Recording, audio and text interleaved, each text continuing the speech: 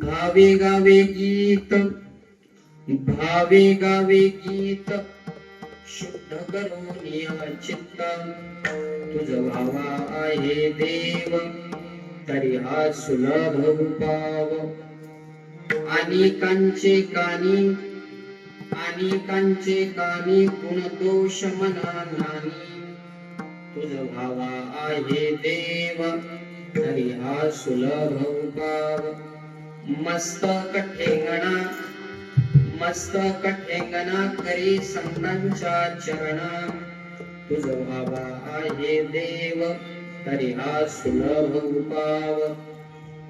वेचिते वचन, वेचिते वचन, जेणे राहे समाधान, तुझ भावा आहे देव, तरी हा सुलभ उपाव.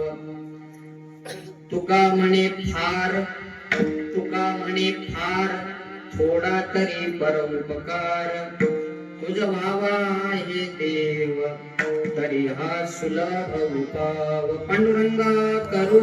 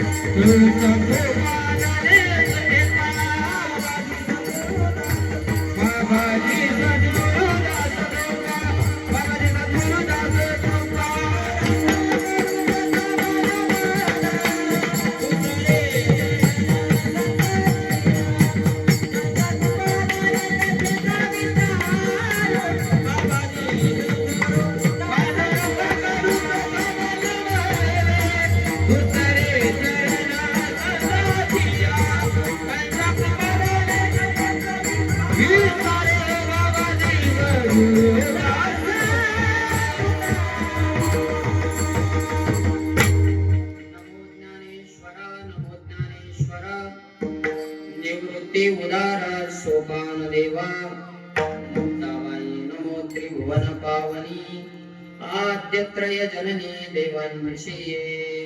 नमो सद्गुरु तुकया ज्ञान दीपा, नमो सद्गुरु सच्चिदानंद रूपा, नमो सद्गुरु भक्त कल्याण मूर्ती, नमो सद्गुरु भास्करा पूर्ण कीर्ती. सप्तपाद्य ज्ञानंश विधाय भक्तिं, विलोकितो येन समाधिराजः, वैराग्यवन्तं सुविचारयुक्तं, नमामि जोगं शिरसा गुरुन्तं. आत्मरूप गणेशु स्मरण, सकल विद्यांचे अधिकरण, तेची वंदू श्री चरण श्री गुरूंचे, हे नमस्कारोनी आता. आता कृपा भांडवल सोडी, भरी मती माझी पोतडी, करी ज्ञान पद्य जोडी, थोरा माते विठ्ठल.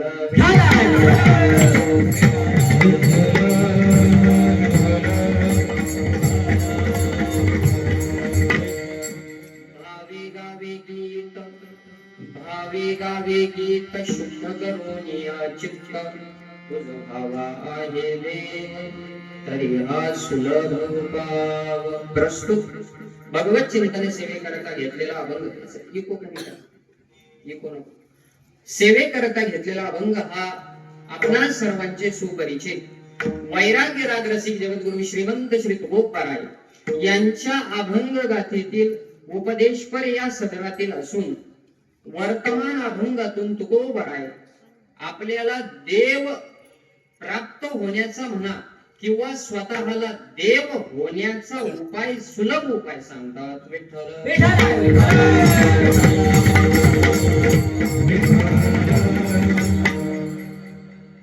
आपल्या या भांगरडा नगरीमध्ये प्रतिवर्षाप्रमाणे संपन्न होत असणारा अखंड हरिनाम सप्ताह, मला वाटतं हे जे वर्ष आहे ते 52वे वर्ष आहे. 51 वर्षापासून आपण उत्सव करत आलेली मंडळी आहोत आणि या 52 वर्षामध्ये आपण उपस्थित आहोत. अजून 8 वर्ष जर गेली तर तुमच्या सप्त्याला 5 तप पूर्ण होत आहेत. म्हणजे 12 पंचे 60 वर्ष पूर्ण होत आहेत. म्हणून त्या उत्सवातील आजची ही मला वाटतं की 4थ्या दिवसाची कीर्तन सेवा सर्व गावकरी मंडळींच्या आज्ञेतून माझ्यापर्यंत आलेली आहे. सेवेकरता उपस्थित माझ्यापेक्षा वयाने अधिकाराने सर्व ज्येष्ठ श्रेष्ठ गुणीजन महाराज मंडळी या ठिकाणी उपस्थित आहेत. ज्यांच्या मार्गदर्शनाखाली आपण हा उत्सव सर्व गावकरी मंडळी मिळून करत आहोत ते आदरणीय गुरुवर्य महाराज या ठिकाणी उपस्थित आहेत. गुरुवर्य आई या ठिकाणी उपस्थित आहेत. तसेच आपल्याच गावची भूमिपुत्र आमचे युवा कीर्तनकार जीवलग असे गुरुबंधू दीपकजी महाराज पाठाडे ते या ठिकाणी उपस्थित आहेत.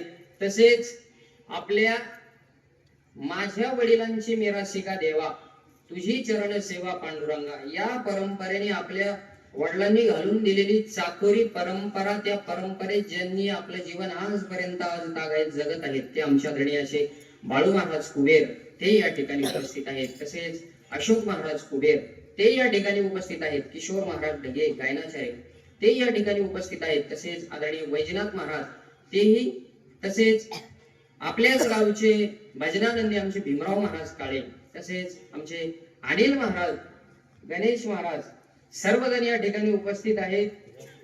तसेच मृदंगाचार्य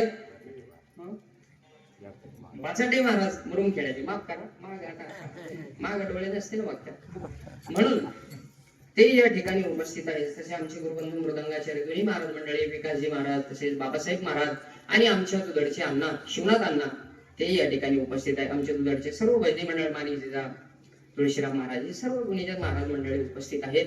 सर्वांविषयी सद्भाव कृतज्ञता व्यक्त करतो. सर्वांच्या चरणी साष्टांग दंडवत करतो. महाराज सुद्धा मृदंग वाजवतात बरं का, येवराईचे बाबासाहेब महाराज ते या ठिकाणी उपस्थित आहेत. सर्वांच्या चरणावरती साष्टांग दंडवत करतो आणि सेवेला प्रारंभ. विठ्ठल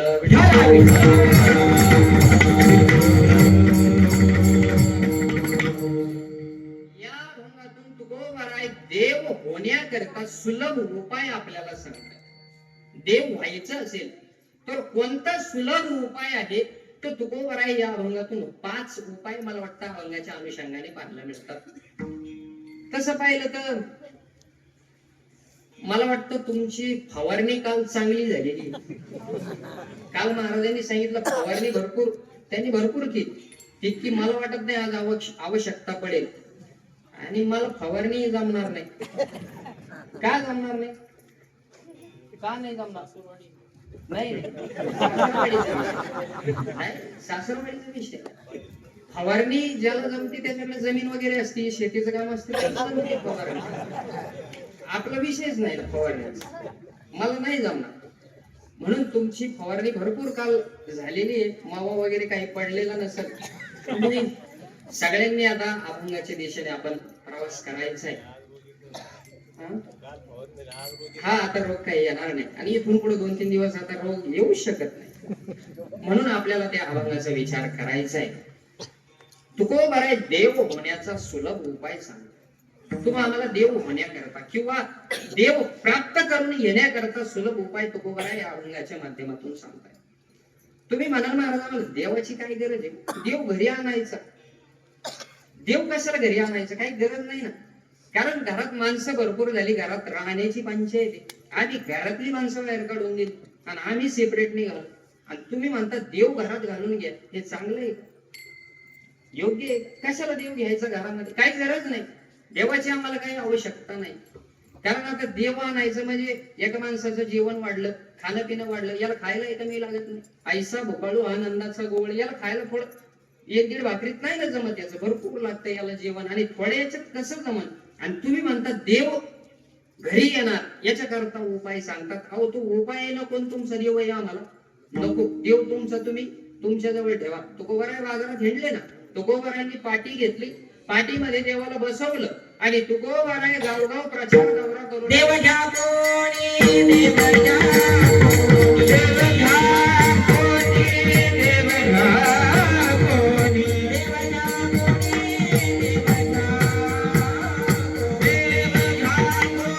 देव घ्या कोणी.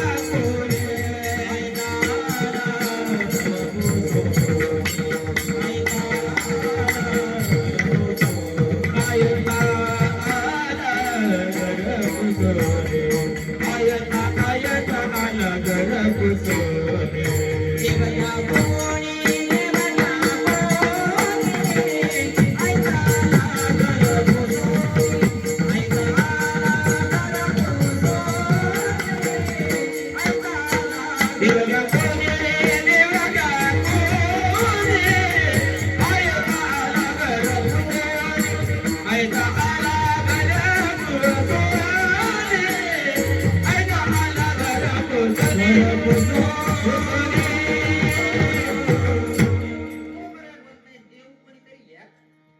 जसं भाजी विकावी बाजारामध्ये टोपल्यामध्ये मेथीची भाजी बटाट्याची भाजी त्या बटाट्याची भाजी नाही बटाटा पुढे उद्या तुम्ही म्हणायला नको बटाट्याची भाजी विकायला म्हणले म्हणून बटाटा काय जी ती पदार्थ विकायला तुकोबाराय जसं निघावं तसं तुकोबारायने टोपलीमध्ये देवाला बसवलं आणि तुकोबाराय म्हणू लागले देव पाहिजे असेल तर घ्या समाज म्हणू लागला महाराज देवाची आम्हाला काही गरज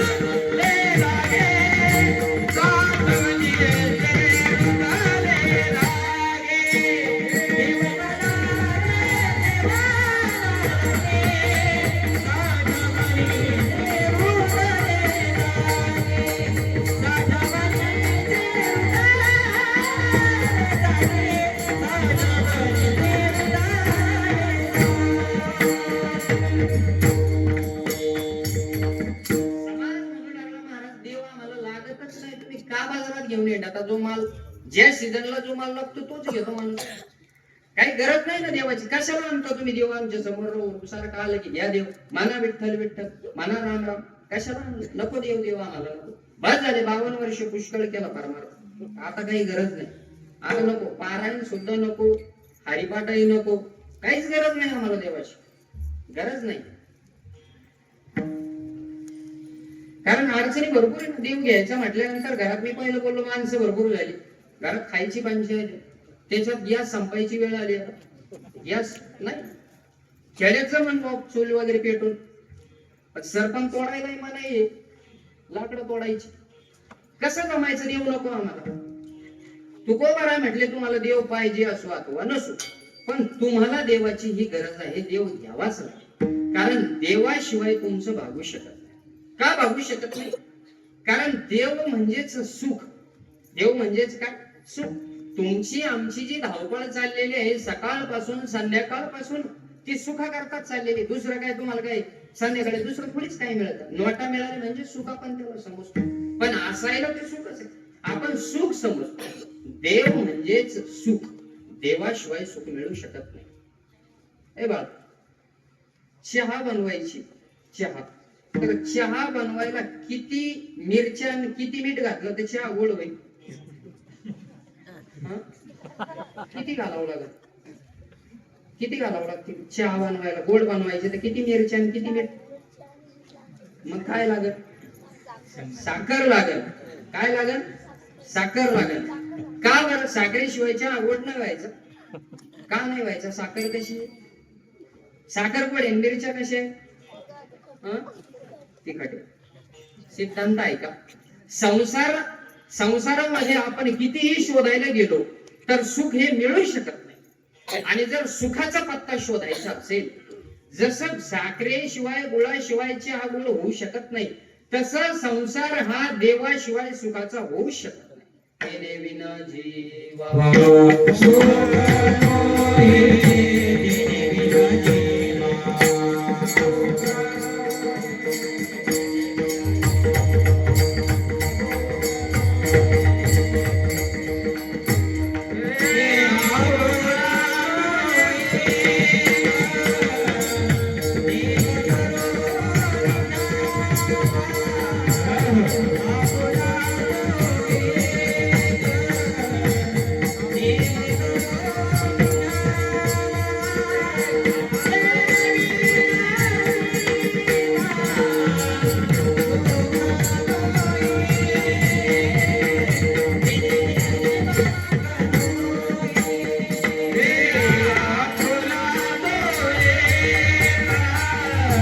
देव करणे गावा, आपुला तो एक, देव करणे गावा, हे दिनदेवा, दिनविराजिमान मनो हे.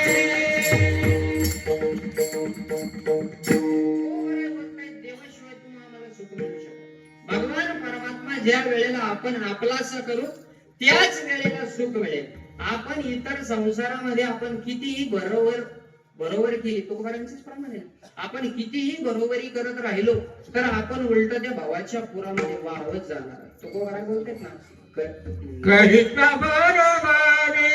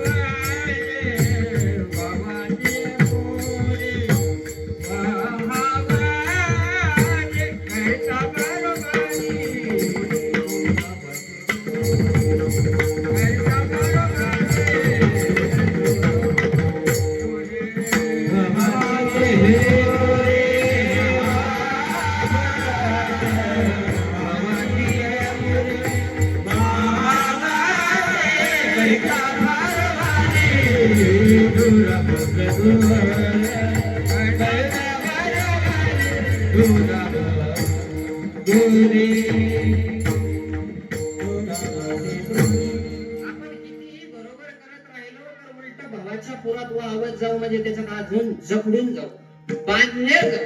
मुळात देवाशिवाय आपल्याला सुख मिळू शकत नाही. तुकोबारांचं प्रसिद्ध नाट आहे. तुकोबारा नाटामध्ये वर्णन करतात, आपण देवाशिवाय जितक्या आशा बाळगल्या त्या आशेने आपल्या पदरात निराशा मिळेल. सर्व सुखाची आशा जन्मलेला,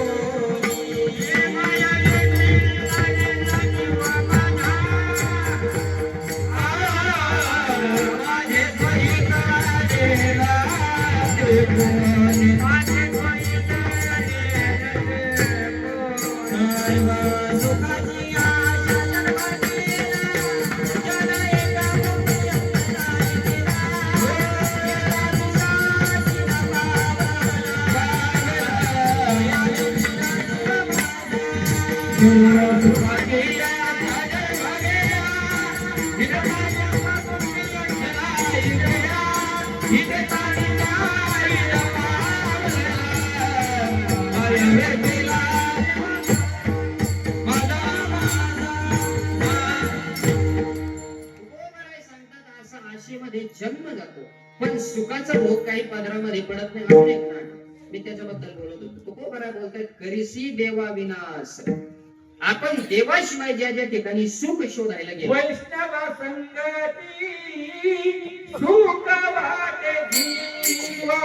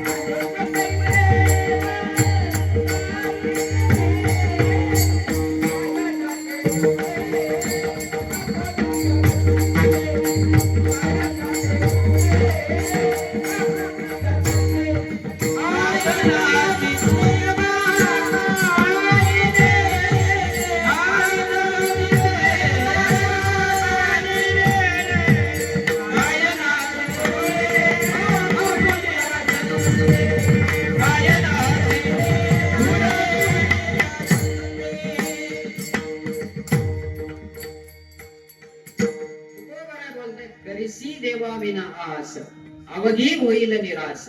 आपण देवाशिवाय इतर ठिकाणी सुख शोधायला गेलो, पण मुळात सुखाचा पत्ता अंकुश महाराजांनी सांगितला वैष्णवांच्या सानिध्यात सुख आहे, अर्थात देवाबरोबरच ते सुख आहे.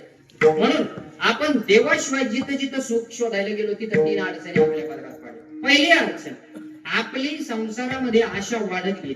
करसी देवा विना आस अवघी होईल निराश. आपली निराशा झाली. म्हणजे आपल्याला वाटलं चांगला बंगला बांधला म्हणजे आपल्याला सुख होईल, म्हणून 3 मजली बिल्डिंग बांधली. पण बिल्डिंग वाल्यांना विचार बंगल्यामध्ये सुख आहे का आपल्या पत्राच्या घरात सुख आहे?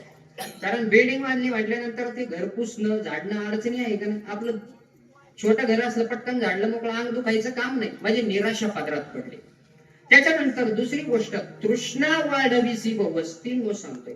तृष्णा पदरामध्ये वाढत जाते. तृष्णा ज्ञानोबा वर्णन करतात, जैसी तृष्णा वाढीन नेलिया मेरूही हाता आलिया म्हणे एखाद्या दारुणावळ हो. ज्ञानोबा बोलतायत तृष्णा वाढली म्हणजे काय? तृष्णा वाढत जाते संसारामध्ये. संसारात देवाशिवाय शोधलं का सुख मिळत नाही, अजून मिळवत राहावं असं वाटतं. बाकीचा प्रपंच गोळा करत राहतो, अजून मिळावं अजून मिळावं. ज्ञानोबा बोलतायत एखाद्याला सोन्याचा डोंगर मेरू पर्वत मिळाला, तृष्णा वाढीन गेले मेरूही आता आली, मेरू पर्वत मिळाला सोन्याचा. तो काय म्हणतो अजून 1 तोळा भर मिळावं, कारण तोळ्याचे भाव भरपूर चालू आहे. अजून मिळावं अजून मिळावं. ते बरोबर चैतन्य महाराज याच्यावर सुंदर जुने कीर्तनकार उदाहरण द्यायचे. करा मांडला भिकारी होताय, भीक मागू लागला रस्त्याने. उन्हाळ्याचे दिवस, चैत्राचा महिना, पायात चप्पल नाही. आता भिकारी म्हणल्यावर तो काय टाय आणि कोट घालून थोडी येतो, फेटा वगैरे बांधून. आपला बिगर चपलाचा कपडे फाटके वगैरे, त्याचा युनिफॉर्म तो असतो ना, त्याच्यात तो निघाला भीक मागायला. रस्त्याने जातो, समोरून एक सावकार आला. सावकार म्हणू लागला उन्हाळ्याचा पिरियड आहे, चैत्राचा महिना, पायात चप्पल नाही, रवरव ऊन पडलंय. एक काम कर म्हणजे, त्याच्या हातात 1 तोळ्याचं कडं होतं, त्याने ते काढलं, भिकाऱ्याला देऊन टाकलं. तो सावकार आपल्याला भेटला पाहिजे होता. 1 तोळा म्हणजे कडं काढून दिलं ना त्याने, डायरेक्ट देऊन टाकलं. ते भिकाऱ्याने कडं घेतलं, पण भिकाऱ्याची ते सरड्याची धाव कुपाटीवर कुंपणावर. त्याप्रमाणे ते भिकाऱ्याने ते कडं घेतलं आणि पडका वाणा होता, त्या पडक्या वाऱ्यात त्याने ते कडं पुरून ठेवलं. निघाला भीक मागतोय भरपूर दिवस झाले. आणि मग लग्न झालं भिकाऱ्याचं लग्न झालं. आता भिकाऱ्याला बायको, भिकारी नाही त्याला काय डॉक्टर वगैरे थोडीच भेटणार, भिकारीने भेट. आता भिकारीने बायको भेटली, तिचंही तेच चालायचं. कालांतराने मुलं बाळ झाली, आणि मुलं बाळ झाल्यानंतर आता त्याची बायको म्हणू लागली आपला प्रपंच वाढला, काहीतरी पोटा पाण्याची सोय. तो म्हटलं तुम्हाला सामान्य समजते का? मी भिकारी बरोबर दिसत असलो तर मी चिल्लर थोडी, भिकारी मी सामान्य नाही ना. मग काय म्हणले आपल्याकडे काही जमीन नाही, काही नाही, काहीच नाही. काय आपल्याकडे 1 तोळा, 1 तोळा आहे माझ्याकडे. 1 तोळ्याचं काय भाव सांगू म्हटल्या? 1 तोळा कुठे म्हटले? तू काढ ना बाहेर, ठेवून काय करायचं? बाहेर काढ, पाडक्या वाड्यात ठेवा. मुलांची सोय नाही, जेवणाची सोय नाही, तेवढं घेऊन ये ना.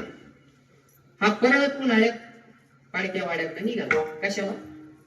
हे ध्यानात ठेवा, कशाला निघाला? कडा आणायला गेला. आता कडा आणायला तू गेला, तिकडून राजाची स्वारी आली. राजा पालखीत वगैरे बसून प्रधान सगळी मंडळ त्याची सेना बरोबर घेऊन आला. आणि राजा आल्यानंतर त्याने पाहिलं भिकारी चालला, त्याच्या पायात चप्पल नाही, काही. राजा म्हणला आपल्या राज्यात आणि भिकारी. आता राजाच्या राज्यात भिकारी असतो, पण राजाला माहिती नसतं. का माहिती नसतं? राजा खेड्यापर्यंत येतच नाही.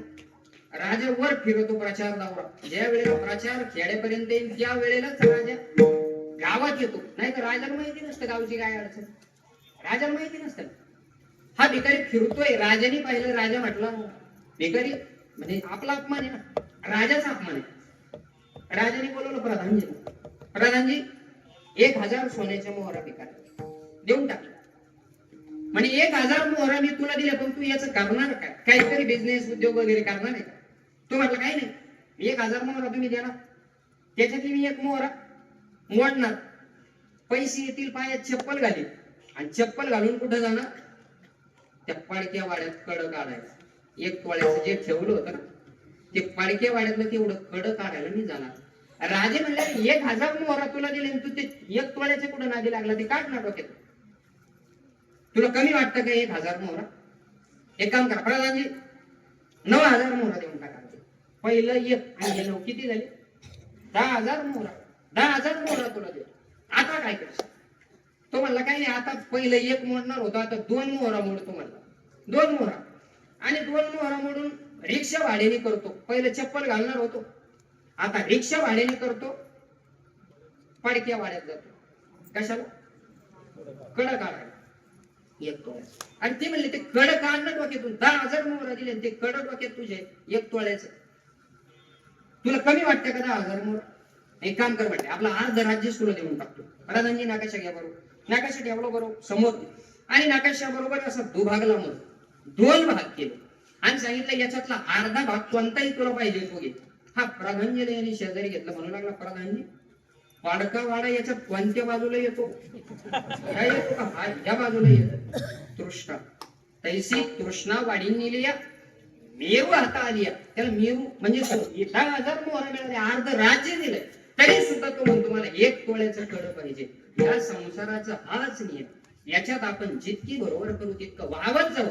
दुसरी गोष्ट आपल्या पदरामध्ये तृष्णा वाढवत जाणार. घर, बंगला, गाडी, टीव्ही, फर्निचर. अहो ब्रह्मचारी म्हणून येणाऱ्यांचे बंगले मोठे, स्वतःला ब्रह्मचारी म्हणून घेतात आणि बंगले, त्याच्यात फर्निचर, डायनिंग टेबल. ब्रह्मचार्याचा विलास वाढला की मग अडचण निर्माण होते. काही गरज नाही. निराशा पदरात पडते, तृष्णा वाढवत जाते, त्याचा काही उपयोग होत नाही. म्हणून आशाचे बांधले तुका म्हणजे वाया.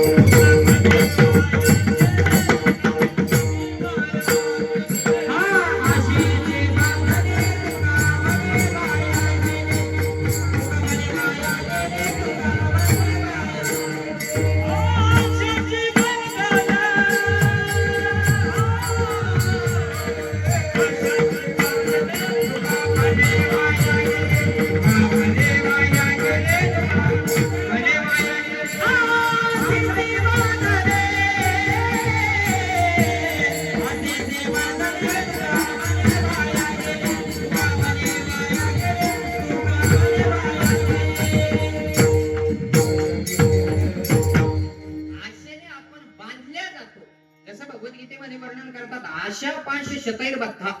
बांधल्या जातो आशेने. आशा नावाची ही जी साखळी ना, ती बांधल्यानंतर माणूस पळत नाही, जास्त पळतो. बांधल्यानंतर जास्त पळतो. यया बद्धा प्रधावंती. त्याला बांधल्यानंतर तो अजून जास्त पळतो. आशा नावाची ही साखळीच अशी, ती जास्त धावायला लावते. म्हणून तुकोबारा बोलतायत, करसी देवा विनाश अवघी होईल निराश. तृष्णा वाढविसी नवस कधी सुखास न पावसे. आपण कधी सुखाला प्राप्त होऊ शकत नाही. मुळात सुख आणि देव हे दोन्ही समानार्थीच शब्द आहेत. कसं ते जुने वैकुंठवासी गुरुवारी भारत महाराज बरोबर एक उदाहरण द्यायचे. आशा, देव आणि सुख यांच्यामध्ये काही भेद नाही, एकच एका अर्थी शब्द. फक्त आपल्याला ते वेगवेगळे वाटू शकतात. अरे बाळा काही पाहिजे का तुम्हाला? नाही काही द्यायचं तुम्हाला?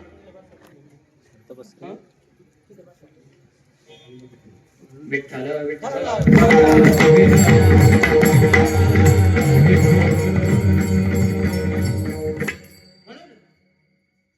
जुने कीर्तनकार उदाहरण विचार चालू होता.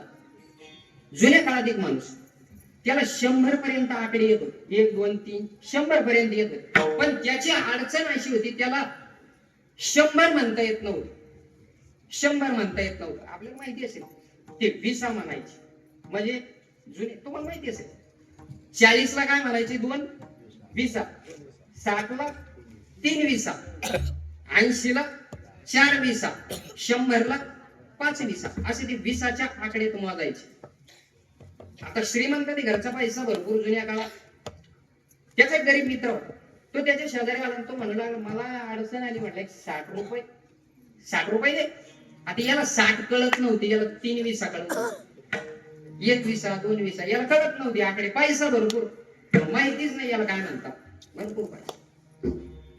पण त्याने काय केलं, त्याने आपल्या खिशात बंडल होतं नोटांचं. पूर्वीची काळी 1 नोटा 2 2 जुन्या नोटा असायच्या. त्याने आपलं काढलं समोर ठेवलं. म्हटलं तुला पाहिजे तितके घेऊन टाक. याने आपले 60 रुपये घेतले. प्रामाणिक होते दोघे मित्र, प्रेम होतं. 60 रुपये काढले आणि यांनी बंडल खिशात ठेवायचं. यांनी मोजलं अगोदर. मोजल्यानंतर याच्या लक्षात आलं 2 20 खाली. म्हणजे किती खाली? 60 काढून घेतल्यावर किती राहते? 40 राहते. म्हणजे 2 विसा. हा म्हटला यांनी किती विसा घेतले? 3 विसा घेतल्या. म्हणजे राहिले किती? 2 विसा. यांनी 3 विसा घेतल्या. याचं लक्षात निघा. महिना झाला ना, हा पैसे द्यायला आला. हा मला महाराज हे तुमचे 60 रुपये. तो म्हणला 60 रुपये नाही, 3 विसा देते. किती देते? 3 विसा. तुम्हाला 60 रुपये देतो. योग्य आहे म्हणले. आपलं मैत्रीच्या ठिकाणी व्यवहाराच्या ठिकाणी मला तू 3 विसा कसं काय देतो? तो म्हणला अरे 60 आहे ना, 3 विसा म्हणजे याला 3 विसा माहिती नव्हती. हा म्हणायचं 60. याला 3 विसाचं गणित कळत नव्हतं. हा म्हणायचं 60 रुपये. तो म्हणायचं ना मी 3 विसा देतो. भांड लागले भांडणं त्यांची. दोघांची चांगली जुंपली रस्त्यामध्ये. दोस्तान म्हणले एवढे दिवसाचं यांनी फसवलं, मला 60 रुपये देतो, मी याला 3 विसा देते. भांडणं लागले. आपल्यासारखा एक शहाणा माणूस तिथं आला आणि आल्यानंतर तो म्हणाला काय झालं तुमचं भांडणं कशामुळे लागले? म्हणे अहो मी याला 3 विसा दिले आणि हा मला 60 रुपये वापस देतो. आता अजून शहाणा होता, याला माहिती होतं विसा कशाला म्हणतात आणि 60 कशाला. याला हे गणित माहिती. हा म्हणलं काय झालं? आणि हा 60 रुपये देतो आणि याला मी दिले किती होते? 3 विसा. आणि मला 60 देतो. योग्य आहे का? मला फसवतोय मला. थांबा मी तुमचं भांडणं मोकळं करतो. यांनी ते पैसे घेतले, यांनी मोजले. हा म्हणले तुझे 3 विसा. त्याला सांगितलं तुझ्या 3 विसा. याला सांगितलं 60 रुपये तू त्याला देऊन टाकले. याला समजून दिलं. हा म्हणलं बरोबर तुमच्या हातात होते 3 विसा, मला वापस दिलं नाही. हा 60च मला देत होता. ते इतके दिवस ते गणित चालू होतं ना, ते आपल्याला माहिती असेल. कसं झालं ते? 3 विसा. 3 विसा म्हणजे 60 रुपये. सुख म्हणजे देव. हा एकच अर्थी शब्द आहे. आपल्याला जर सुखाची अपेक्षा आहे, सुखाची अपेक्षा म्हणजेच देवाची अपेक्षा आहे. विठ्ठल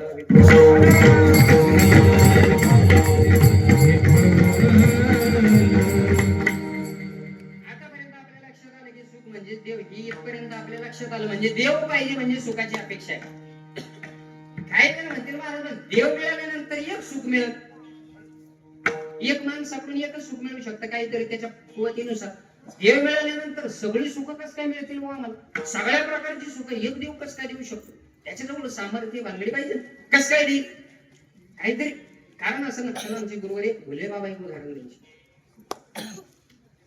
एका नगरीचा एक राजा होता आणि त्या राजाला वाटू लागलं संन्यास घ्यावा. संन्यास घेऊन टाकायचं म्हटले. बस झालं, राज्य खूप भोगलं, आता विरक्ती निर्माण झाली, सोडून द्यायचं. आणि सोडून देण्याकरता त्याने एक निर्णय घेतला. आपल्या संपत्तीचं काय करायचं? आपल्या प्रजेला मुक्त हाताने वाटून द्यायचं. आपल्याच प्रजेमध्ये वाटून द्यायची. पण द्यायची कशी? कारण कोणाला काही कमी जास्त दिले भेदभाव निर्माण होतो ना. याला हे दिलं त्याला ते दिलं, मला का नाही दिलं, त्यांनाच का दिलं, असा भेदभाव निर्माण होऊ नये म्हणून त्या राजाने एक निर्णय घेतला. एक युक्ती केली आणि राजाने राज्यामध्ये दौंडी दिली. काय दौंडी दिली? उद्या सकाळी राजाची संन्यास दीक्षा आहे आणि संन्यास दिला जाईल. राजाला संन्यास घेणार आहे त्यामुळे राजाची जी संपत्तीमध्ये जो जो काही हिस्सा आहे तो वाटून देण्यात येईल. सगळं वाटून देण्यात येईल. पण ते देत असताना असा नियम आहे, जो येऊन ज्या वस्तूवर हात ठेवेल ती वस्तू त्याची. राज्यात जेवढ्या वस्तू आहेत त्या वस्तूपैकी त्याने कोणत्याही वस्तूवर हात ठेवायचा आणि ती वस्तू त्याने घेऊन जायचं. कळालं का? नाही कळालं? ज्या वस्तूवर हात ठेवायचं ती वस्तू त्याची. मी इथं आलो, पेटीवर हात ठेवला. पेटी कोणाची? बांबाड्याची. हो, माझी नका. पण राजाची वस्तू असल्यानंतर ती कोणाची? माझी. पकवादावर हात ठेवला तर पकवाद माझा. ज्या वस्तूवर हात ठेवेल ती वस्तू ज्याने हात ठेवला त्याची. असा नियम काढला त्याने, दंडी देऊन टाकली. आता आदल्या दिवशी रात्री प्रजा झोपलीच नाही. काय झोपले नाही? त्यांना असं वाटू लागलं उद्या कशावर हात ठेवायचा. लवकर जाऊन वस्तू मिळाली पाहिजे ना हात ठेवायला. कारण आपल्या अगोदर शेजारचं गेलं त्याने वस्तूवर हात ठेवला. आपल्याला जी पाहिजे तिच्यावर, मला पाहिजे हा माईक पाहिजे आणि माझ्या अगोदर अण्णा उठले आणि अण्णानेच माईकवर हात ठेवला तर मग मला नाही मिळायचा. म्हणजे मी सकाळी लवकर उठून माईक घ्यायला जायला पाहिजे. असा नियम ज्याने त्याने डोक्यात ठेवला. रात्रभर झोपलेच नाही. अर्धे राजवाड्याच्या दरवाज्यात जाऊन झोपायला होते. तिथं जाऊन बसू म्हटले. दरवाजा उघडला का मध्ये सगळे जण झोपलेच नाही. राजाने दरवाजा उघडायच्या अगोदर प्रजा मंदिरात जशी माणसं कार्यक्रमाला म्हटलं सगळ्यात अगोदर येतात ना, तसं ते निघाला राजा. ती प्रजा निघाली त्या ठिकाणी. दुसऱ्या दिवशी सकाळी नियमानुसार राजाचा दरवाजा तो उघडला. राजवाड्याचा दरवाजा उघडला आणि सैनिकांना सुद्धा प्रजेने हात लावू दिला नाही. इतके पब्लिक गोळा झाली होती.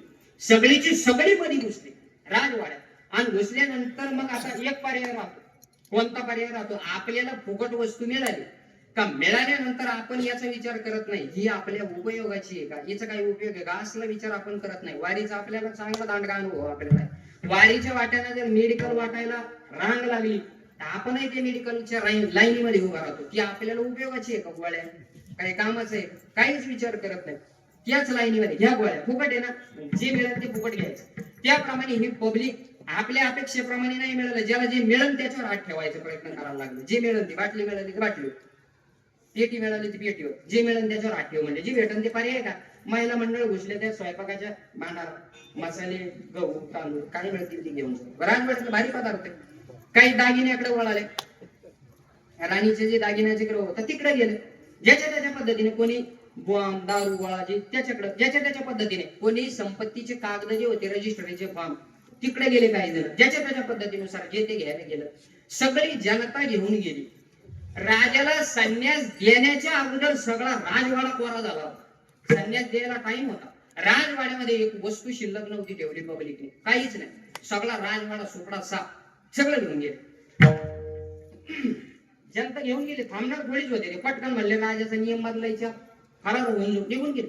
निघून गेल्यानंतर काय झाले, लहान मुलगी होती ती रस्त्याने तिकडून येऊ लागली. तिलाही राजवाड्यात जायचं होतं. तिकडून येणाऱ्याने तिला पाहिलं. म्हणजे कुठे चालली एवढं उन्हात आणत. म्हणजे राजाचा काहीतरी नियम आहे का, वस्तूवर हात ठेवला की ती वस्तू त्याच्या असं नियम ऐकलं. म्हणजे ती घ्यायला कशाला चालली, काय झालं, सगळं संपलं, आता जाऊन काय तुझा उपयोग नाही. पाहून तर येते राजवाडा, येते पाहून. म्हणून ती मुलगी तू राजवाड्यात घुसली. ती हुशार होती. राजवाड्यामध्ये गेली. राजा त्या खुर्चीवर बसलेला होता, आसनावरती, त्याच्या राजसिंहासनावरती राजा बसला होता. अजून दीक्षा दिलेली नव्हती राजाला, संन्यास दिला नव्हता. या मुलीने इकडे तिकडे पाहिलं, काही शिल्लक काहीच नाही. म्हणले आपल्या जवळ आता काय केलं पाहिजे. ती मुलगी हुशार होती. ती गेली आणि गेल्यानंतर तिने राजाच्या डोक्यावर हात ठेवला. कोणावर, राजाच्या डोक्यावर हात ठेवला. नियम काय होता, राजवाड्यातली वस्तू जेवढ्या असतील त्या कोणाच्या, ज्याने हात ठेवला त्याच्या. हिने राजाच्या डोक्यावर हात ठेवला म्हणजे राजा कोणाचा झाला, कोणाचं झालं, मराठीतला इंग्रजीतला कोणाचं झालं, राजा मुलीचं झालं. ती म्हणू लागली राजा तू आता माझ्या ताब्यात आहे आणि अजून संन्यास बाकी, अजून तू राजगादीवर आहे. म्हणून राजा जर माझा असेल तर राजाची सगळी संपत्ती कोणाची, कोणाची सोपी ना, काय अवघड नाही. राजवाड्यातली सगळी संपत्ती कोणाची, जर राजा माझ्या ताब्यात येतात संपत्ती कोणाची, माझीच आहे ना. म्हणून राजाला सांगितलं सगळी संपत्ती बोलव. चल सगळे सैनिक पाठवले, नेलेले जेवढे होते ते सगळं मटेरियल गोळा करून परत राजवाड्यात आणलं आणि मुलीने प्राप्त करून घेतलं. तसा एकटा देव हा सगळी सुख मिळवून देणारा देव आहे आणि याच्या जवळ सगळी सुख आहे. म्हणून तुकोबरा बोलतायत आपल्याला फक्त तो एकटा. तुकोबरांची भाषा आहे ना, आपुला तो एक. तिथं नाही तुकोबरांनी म्हटलंय 33 कोटी, असं नाही म्हटलं. तुकोबरांनी फक्त एक, तो एक देव आपला साकारावा लागेल, त्यावेळेला सगळी सुख पदरात प्राप्त होती.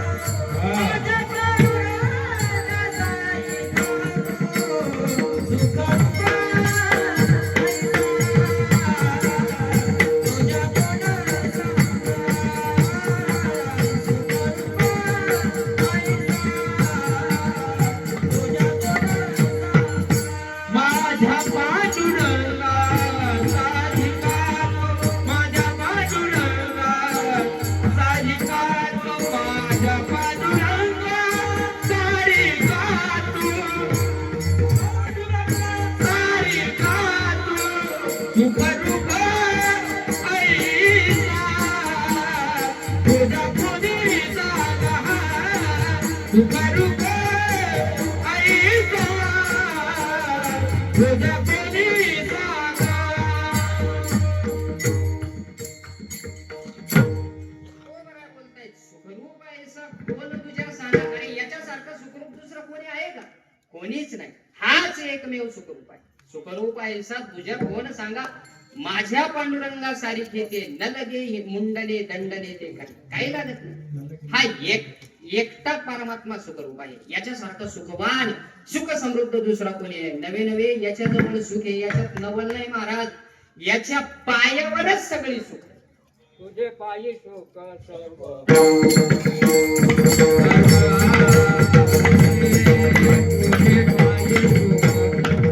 तुझे पायी सुख सर्व सर्व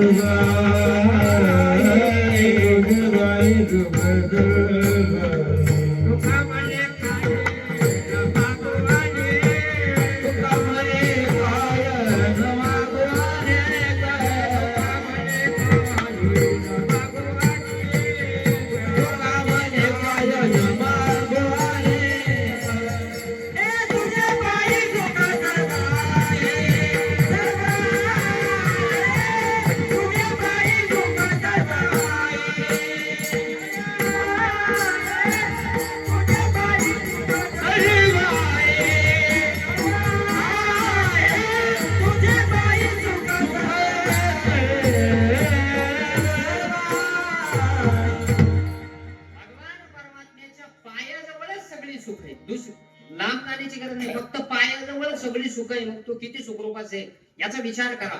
एकटा परमात्मा हा सुखरूप आहे. याच्याशिवाय दुसरं काही सुखरूप नाही.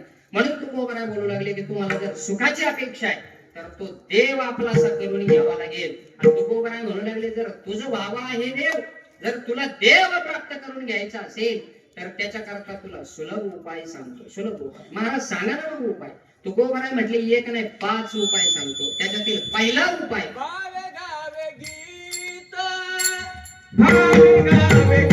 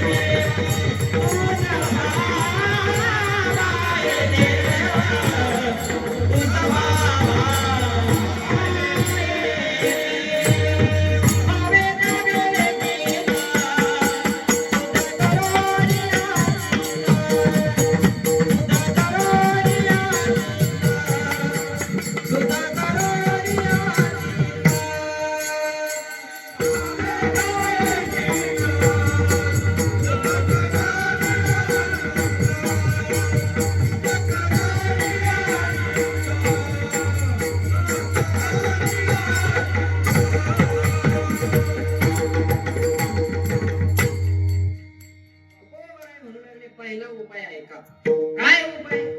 जर देव आपलासा करायचा, आता एवढी मोठी व्यक्ती आपलीशी करायची म्हणजे सुखरूप व्यक्ती ना, ती काय सामान्य आहे का? आणि मग एवढा मोठा माणूस आपलासा करायचा म्हणजे त्याच्या आवडीनुसार कार्यक्रम आपल्याला पूर्ण करावा लागेल ना, त्याच्या पद्धतीने. कारण जसं आता एवढ्या मोठ्या देवाने आपल्यावर प्रेम करावं, आपलासा व्हावा, याच्या करता त्याच्या आवडीनुसार करावं लागेल ना. जसं मालकाने नोकरावर प्रेम करावं, तर नोकराने काय करावं? मालकाच्या आवडीप्रमाणे वागावं, तर मालक प्रेम करेल. मालक म्हणला आज पाणी भरून घेत, आपण नाही म्हणावं मी आज ढोर पाहतो, पाणी भरून घ्यायला सांगितलं तर पाणीच भरावं. मालक जसं सांगेल तसं काम करावं लागेल ना. तैसे स्वामीची मनोभावा आवडे हेची परम सेवा ज्ञानोबा बोलतायत. स्वामीप्रमाणे, मालकाप्रमाणे. पत्नीला वाटत असेल नवऱ्याने आपल्यावर प्रेम करावं, तर नवऱ्याने पत्नीने नवऱ्याचं ऐकावं. आणि नवऱ्याला वाटत असेल पत्नीने आपल्यावर प्रेम करावं, तर नवऱ्याने बायकोचं ऐकलं पाहिजे. बरोबर आहे. धुंडा महाराजांचा एक युक्तिवाद होता. धुंडा महाराज देगलूरकर एक युक्तिवाद मांडायचे. तर त्यांचा आवाज त्यावेळेला ते म्हणायचे, ज्या पुरुषाला वाटतं बायकोने माझ्यावर प्रेम करावं, त्या पुरुषाने काय केलं पाहिजे? बायको म्हणेल तसं वागलं पाहिजे. बायको म्हणली धनी धुन पिळून टाका, तर माणसाने धुन पिळून टाकलं पाहिजे. बायकोने प्रेम करावं. त्यांचा युक्तिवाद होता. विरोधाने सांगायचं, चालता चालता सहज विनोद करायचे महाराज. सहज विनोद, असं पानसट आणि खालच्या स्तरावर नव्हता. सहज विनोद करायचे, सहज विनोद. ते म्हणायचे, मी एकदा येड्याच्या हॉस्पिटल इस्पितळामध्ये गेलो. कशाला? उपचार घ्यायला नाही, त्यांची भाषा उपचार घ्यायला नाही, बघायला गेलो. चालता चालता सहज विनोद करायचे. तसं भगवान परमात्म्याला आपलंसं करायचं, तर त्याच्या आवडीनुसार आपण केलं पाहिजे ना. देवाला आपलंसं करायचं, त्याच्या आवडीनुसार केलं पाहिजे ना. तुकोबर आहे त्याच्याच आवडीनुसार साधन आपल्याला सांगताय. कारण भगवान परमात्म्याला आवडणारं साधन आहे त्याचं नामचिंतन. आपण नेहमीप्रमाणे म्हणतो, आवडे देवाशी तू ऐका प्रकार नामाचा उच्चार रात्रंदिन, आवडे तयाचे नाम घेता तयासी, भाविक गे माये भोळे गुणाची, आवडे तयाचे नाम घेता तयाची. त्याला आवडतं देवाने आपलं, आपण देवाचं नाव घेणे देवाला आवडतं. म्हणून तुकोबर आहे तेच साधन आपल्या समोर ठेवतायत. भावे गावे गीत शुद्ध करून या चित्त, याचे 3 टप्पे. पहिलं गीत गायचं. कसं गायचं? भावनेने गायचं. त्याच्या अगोदर चित्त शुद्ध करून गायचं. पहिलं चित्त शुद्ध करायचं, मग देवाचं गीत गायचं. पण कसं गायचं? भावनेने गायचं. भावनेने गायचं. 3 टप्पे. पहिलं देवाचं नामस्मरण करायचं. आपण देवाचं नामस्मरण केलं, इथं सगळी सुख पात्रात पडतात. पुढे देव मिळो नाही तर नाही मिळो, पण देवाच्या नामचिंतनातच सगळे सुख दडलेले. आपल्याला पुढे लांब जायची गरज नाही, इथंच सगळी सुख प्राप्त होतात. एकट्या देवाच्या नामचिंतनामध्ये सगळी सुख आपल्याला पदरात पडू शकतात. भावनेने गायल्यानंतर तरी सुद्धा आपल्याला भगवान परमात्म्याची सगळी सुख आपल्याला प्राप्त होऊ शकतात. उदाहरण आपल्या समोर भरपूर उदाहरणं देता येतील. आपण लांब कशाला, आपल्या जवळचं उदाहरण, अत्यंत जवळचं उदाहरण. आपण कायम ज्यांचं युट्यूब वरती कंटिन्यू पाहणारी मंडळी आहोत, स्वामी प्रेमानंद महाराजांचं उदाहरण पहा. काय साधन आहे माणसाचं? काहीच साधन नाही, फक्त एक नामचिंतन, राधा राधा. दुसरं काही साधन चालू नाही, फक्त एक नामचिंतन चालू, एकटं नामचिंतन चालू, दुसरं काही नाही. स्वामीजींच्या दोन्ही किडने फेल आहे, पण आज स्वामीजींना राष्ट्रपती द्रौपदी मुर्मू भेटायला येतात एकट्या नामाच्या जोरावर. सगळा प्रोटोकॉल तोडून त्या तिथपर्यंत जात आहे. ही शक्ती नामाची. देव भेटायचा तो अजून लांबचा विचार आहे. फक्त नामाच्या जोरावरती, भगवान परमात्म्याच्या नामचिंतनाच्या जोरावरती राष्ट्रपती भेटायला येतोय. याच्या व्यतिरिक्त अजून काय सुरपात्रात पाहिजे? अजून काय पाहिजे? तुलसीदास महाराजांना, गोस्वामी तुलसीदासजींना सम्राट अकबराने पकडून नेलं. आणि पकडून नेल्यानंतर त्या सम्राटाने काय केलं? तुलसीदास महाराजांना सांगितलं की महाराज तुम्ही साधू आहे म्हणजे कीर्तन करता, लिखाण काम करता, मग चमत्कार दाखवा. काहीतरी चमत्कार. आपल्यालाही पत्रावर पाहिलं तर आपल्याला म्हणजे महाराज भविष्य सांगता का आमचं? काय सांगा? चमत्कार करून दाखवा. स्वामीजी म्हटले चमत्कार नाही, राम हाच चमत्कार, याच्या पलीकडे चमत्कार मी नाही करू शकत. हाच राम नावाचाच चमत्कार आहे, याच्या व्यतिरिक्त मला दुसरं काही येत नाही. येत म्हणजे कशाची महाराज तुम्ही यांना बंदिवासात कोंडून टाकलं गोस्वामी तुलसीदासजींना, दरवाजात कोंडून टाकलं. त्यावेळेला गोस्वामींनी हनुमंतरायांचा धावा केला. म्हटले हनुमंतजी, रामप्रभूंच्या नावावरती लांछन येते आणि तुम्हाला इथे यावं लागतं, कारण मला बंदिवासात घातलंय, मला त्याचं दुःख नाही, पण हे म्हणतायत तुमची भक्ती खोटी, काय उपयोगी, काहीतरी करा. त्यावेळेला गोस्वामी तुलसीदासजींनी हनुमंतरायांचा धावा केला आणि हजारो माकडं, एक नाही अनेक माकडं, भरपूर माकडं त्या ठिकाणी आले, अनेक माकडं, जितके विटा नसतील त्या राजवाड्याला अकबराच्या तितकी माकडं त्या नगरीमध्ये आली. आणि आल्यानंतर ते सैनिकांना राजाच्या सिंहासनावर बसते. आता माकडं म्हणजे त्यांना काय बुद्धी आहे का? मकारा दशचंचला, त्याच्यातलं एक माकड चंचल आहे. ते काय, ते थोडीच म्हणणार महाराज तुम्ही महाराज म्हणजे आम्ही तुमचं दर्शन घेऊ, असं नाही नसतं त्यांच्याकडे. त्यांना काय माहिती, आपण वृंदावनला पाहतो, वृंदावनला गेल्यानंतर मोबाईल जरी हातात असला ती हिसकून घेतील, फ्रुटी दिली तर मग मोबाईल वापस देते, इतके हुशार माकडं आहेत. आता ते काय त्रास देणारच होते ना. त्यांनी काय केलं, गोस्वामी तुलसीदासजींच्या म्हणण्यावरून ते आले आणि आल्यानंतर अकबरालाच फटके द्यायला सुरुवात केली. माकडच ते. अकबर म्हटले कसं काय झालंय, माकडं बाहेर काढा. ती म्हटले आम्ही कमी, इतकी माकडं येत.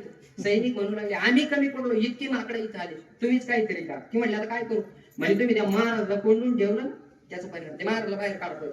गोस्वामी तुलसीदासजींकडे अकबर गेला आणि तुलसीदासजींना बाहेर काढलं आणि बाहेर काढल्याबरोबर सगळी माकडं गायब झाली, एका एका ठिकाणी शिल्लक नाही राहिलं, सगळे ऑटोमॅटिक. आणि गोस्वामी तुलसीदासजींनी त्याने खुर्ची दिली बसायला, आसन लावलं, पूजा केली. अकबराने स्वामीजींची पूजा केली आणि खुर्चीवरती बसवलं आणि आपला डोक्यावरचा ताज मुकुट सम्राट अकबर डोक्यावरनं काढतो आणि स्वामीजींच्या पायाजवळ ठेवतो गोस्वामी तुलसीदास. त्यावेळेला स्वामीजींच्या डोळ्यामधून पाणी यायला, अश्रू आले. सोबतचे शिष्य होते ते म्हणाले महाराज एवढा मोठा बादशाह तुमच्या समोर मुकुट ठेवतो म्हणून पाणी आलं का? स्वामीजी म्हटले बादशाला कधीच बोलत नाही, याला काय बोलायचं. आपण आमदार कीर्तनात आलो का आपण म्हणतो आमचे कीर्तन आमदार आले होते, आपण म्हणतो. स्वामीजी म्हटले बादशाने ठेवलं पण त्याचं काय किंमत आहे, राडता का, डोळ्यात पाणी का आलं? त्यावेळेला स्वामीजी म्हणू लागले अरे जोपर्यंत तुलसी रामाचा नव्हता तोपर्यंत स्वतःच्या पोटाला भाकर मिळत नव्हती, दारोदार हिंडायची भाकर मिळत नव्हती. आणि ज्या वेळेला तुलसीने राम नावाचा आश्रय केला त्यावेळेला सम्राट अकबर आपला मुकुट काढून पायाजवळ ठेवतो, याच्यापेक्षा कोणतं सुख पाहिजे विठ्ठल.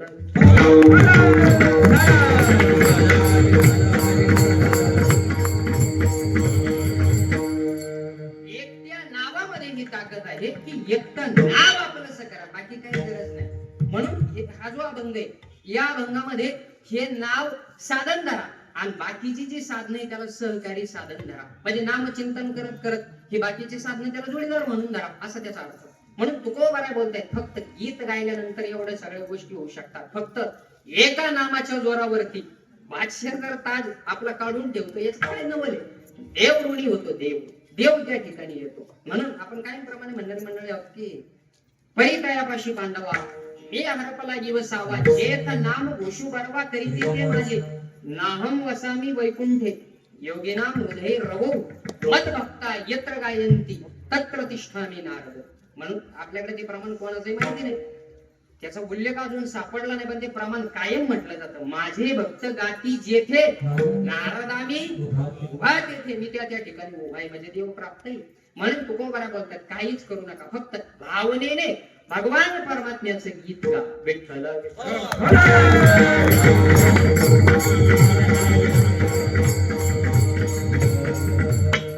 दुसरं इतर साधन करण्याची काही गरज नाही, फक्त भगवान परमात्म्याचं गीत गा. कोणतं गीत? रामकृष्ण गीते गात कालची पळ्या वाजवी छंदे आपुल्या नाचले नेने घेऊन फिरत गा. याच्या व्यतिरिक्त दुसरं काय गीत गायचं? रामकृष्ण हेच गीत, भगवान परमात्म्याचं नामचिंतन हेच गीत गा. दुसरं काही गाण्याच्या भानगडीत पडू नका. पण गात असताना कसं गा? भावनेने गा, भावनेने प्रेमाने गा. भाव परमार्थामध्ये भावाला मुख्य कारण आहे, भावाशिवाय परमार्थ होऊ शकत नाही. तुकोबारांचं सुंदर प्रमाण. तुकोबारा म्हणतात भावाला किती किंमत आहे माहिती? भाव म्हणजे हा भाव नाही, हा भाव हा नाही, भाव म्हणजे प्रेम भावना हा त्याचा अर्थ. भावाला किती किंमत आहे तुकोबारांनी सांगितलं. तुका म्हणे अवघे तुझे भावाविन मीठ नाही अन्न तेने न्याय. तुकोबारा बोलताय जसं जेवणामध्ये मिठाला किंमत आहे ना तसं परमार्थामध्ये भावाला किंमत आहे. जर भाव नसेल तर जेवणात मीठ नसल्यासारखं फिक्क येते, काय उपयोगाचं नाही. म्हणून भागवतामध्ये वर्णन येतं, सुंदर विचार. भगवान परमात्म्याच्या 16,108 बायका आणि त्या बसल्या आणि भगवान परमात्मा मध्ये बसले. सगळ्या बायकांनी बाजूनी गराडा घातला आणि म्हणू लागले, देवा तुमचं माझ्यावर किती प्रेम आहे. आता 16,108 समोर आणि त्यांच्या समोर विचार पाहिजे, म्हणजे भरपूर प्रेम माझं तुझं. आता प्रत्येक जणी देव सांगायला लागले, तुम्हाला कशी आवडती, तुम्हाला कशी आवडती, तुझ्यावर किती प्रेम आहे. प्रत्येकाला देव सांगू लागले, तुम्हाला गुळासारखी आवडती, गुलाबजामुन सारखी, ज्याच्या त्याच्या भगवान परमात्मा सांगू लागले. सगळ्यांना सांगितलं तुम्हाला अशी अशी आवडते. सत्यभामेने विचारलं, देवा मी तुम्हाला कशी आवडते. देव म्हणू लागले, सत्यभामे तुम्हाला साखरासारखी आवडते. कशासारखी? साखरासारखी मला आवडते. खुश झाली सत्यभामा, खुश, सगळ्या पत्न्या खुश, गुळासारखी, ज्याला विशेषण दिली. आता रुक्मिणी एकटी राहिली होती.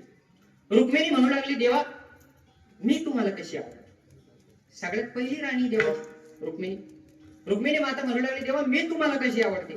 देव म्हणू लागले, रुक्मिणी तुम्हाला मिठासारखी आवडते. कशासारखी? मिठासारखी. ती म्हणू लागली, बाकीच्यांना साखरासारखी, गुलाबजामुन सारखी, गोळासारखी, मला मिठासारखी. तिने बांगड्या माग चिडली, मला मिठासारखी म्हणून. भगवान परमात्मा म्हणले मिठासारखी म्हणून, मग काय झालं, मला आवडती मिठासारखी. दुसऱ्या दिवशी कुंती माता राजवाड्यात. भगवान परमात्म्याने ओळखलं, रुक्मिणीला राग आला होता. भगवान परमात्म्याने जे आचार्य स्वयंपाक बनवणार त्यांना जाऊन सांगितलं की कुंती मातेकरता स्वयंपाक बनवा, पण स्वयंपाक बनवत असताना तुम्ही भरपूर पदार्थ बनवा, सगळं बनवा, पण त्या पदार्थामध्ये मीठ कुठंच टाकू नका. भाजीला मीठ टाकूच नका, पोळ्याला नाही, कशालाच मीठ टाकू नका, मीठ टाकूच नका. ते म्हटले, देवा असं का. आचार्य म्हणू लागले, मालक मी आहे, पगार मी देतो का नाही, माझं ऐकायचं. मी सांगितलं मीठ टाकू नका, टाकू नका, तुम्हाला काय करायचं नका. ठीक आहे म्हणजे नाही टाकायचं, कशातच मीठ टाकवलं. पापड बनवले त्यांनी, पण बिगर मिठाचे, बिगर मिठाचे. तुम्ही म्हणाले एवढ्या लवकर कसं काय बनले, पापडाला भरपूर वेळ लागतो ना, दृष्टांतातले म्हणून लवकर बनले लवकर. पापड सुद्धा बिगर मिठाचे, चटणी बिगर मिठाची, शेंगदाणे भाजून सगळे बनवले त्यांनी. आता तुम्ही विचार मला सांगायचं, सगळं बनवलं बिगर मिठाचं, त्याच्यात मीठ घातलं नाही. आणि कुंती माता जेवायला बसल्या. रुक्मिणी मातेला सांगितलं, तुम्ही बसा जेवायला बरोबर. बस भगवान परमात्मा बसले आणि आलं जेवण, आलं, श्लोक झाला, पाणी वगैरे फिरलं आणि बसले जेवायला. पहिला घास घेतला, मीठच नाही. कुंती मातेला वाटलं याच्यात पीठ नसेल, दुसऱ्या पदार्थात असेल. आता भरपूर राजवाड्यातले पदार्थ होते देवाचे, भरपूर पदार्थ, त्यांनी याच्यात घास घेतला. सगळं आळणीच, मीठच नाही, अन्न मीठच नव्हतं, कशातच मीठ नाही. रुक्मिणी मातेला ती मीठ लागणार. रुक्मिणी माता म्हणू लागली, आचार्याला जाळ काढला त्याने आचार्यावर. अरे एका भाजीमध्ये मीठ नाही घातलं, काय तुला समजतं का नाही, डोकं ठिकाणी. एका भाजीमध्ये मीठ नाही. तो भगवान परमात्म्याकडे पाहिजे. भगवान परमात्मा अजिबात बोलायचं. अरे मीठ नाही ना, जेवण कसं लागेल, चांगलं लागेल का जे. त्यावेळेस भगवान परमात्मा आचार्याला जाईने साखर घेऊन सगळ्यांच्या समोर एक एक वाटी साखर ठेवली. या मध्ये रुक्मिणी माता म्हणून, साखर कुठे जेवणात लागते का, मीठ लागत ना जेवणामध्ये. जर भाजी आळणी झाली साखर घेतो का आपण, भाजी आळणी झाली तर साखर घेतो का, मीठ घेतो. साखर चहाला लागतो गोड करायला, मीठ लागतं. त्यावेळेला रुक्मिणी माता म्हणून लागली, मीठ पाहिजे, मिठाशिवाय जेवण गोड लागू शकत नाही. साखरेने काय गोडी जेवणाला काय, आपण सुद्धा मिठाला गोडच म्हणतो, वाढताना खारट दोन्ही म्हणतो. मीठ चवीला कसं आहे, खारट आहे, पण वाढताना काय म्हणतो, गोड म्हणतो. गोड याडे वाढलं गोड म्हणतो का नाही. मीठ कसं आहे, खारट आहे, मग गोड का म्हणतो, का गोड म्हणतो, कारण मीठ जरी खारट असलं पण मिठाशिवाय अन्न गोड लागू शकत नाही, म्हणून आपण मिठाला गोड म्हणतो. त्यावेळेला ती रुक्मिणी माता म्हणून, मिठाशिवाय जेवण गोड लागू शकत नाही. त्यावेळेला भगवान परमात्मा म्हटले, मग साखर या ना, साखरेने गोडच जेवण लागत. ते म्हणले, साखरेने जेवणात चव नाही येणार, पानसट होऊन जाईल. त्यावेळेला भगवान परमात्मा म्हणले, परत मग साखरेने जेवण पानसट होईल आणि म्हणे मिठाचं, मिठाने जेवणाला गोडी लागेल. म्हणे मग तेच वाक्य आठव म्हणजे कालचं मी काय म्हणलो होतो, रुक्मिणी तू कशी आहे, मिठासारखी. आणि सत्यभामा कशी, त्यावेळेला सत्यभामा तिथं नव्हती, पाठी एवढं हिंमत नसते म्हणायची. मिठाशिवाय जेवणाला गोडी नाही. तुका म्हणे, अवघे फिके भावाविन मीठ नाही अन्न येणे न्याय. मिठाप्रमाणे परमार्थामध्ये भावनेला, अर्थात भावाला किंमत आहे. विठ्ठल विठ्ठल.